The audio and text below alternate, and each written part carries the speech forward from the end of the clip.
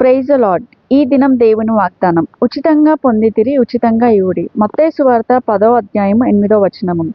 దేవుని ఆశీర్వాదాలు, క్షమ, చికిత్స, రక్షణ ఇవన్నీ నీ శ్రమలకు, ధర్మములను, పనులను అనుగ్రహింపబడలేదు. ఇవి దేవుని కృప ద్వారానే నీకు ఉచితంగా వచ్చాయి.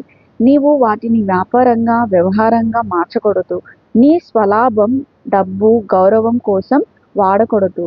పరిచర్య ద్వారా, సేవ ద్వారా, ప్రార్థన ద్వారా ఇతరులకు నీవు ఉచితంగా ఇవ్వాలి. అప్పుడు పరలోకమందు నీకు ప్రతిఫలం కలుగుతుంది. ప్రార్థన. మహాపరిశుద్ధమైన పరలోకపు తండ్రి, నీ పాదములకు వందనాలు, స్తోత్రాస్తుతులు తండ్రి. ఎంతోమంది బిడ్డలు హృదయంలో ఆందోళనతో నెమ్మది లేకుండా ఉన్నారు. ఒకసారి వారి జ్ఞాపకం చేసుకోండి తండ్రి.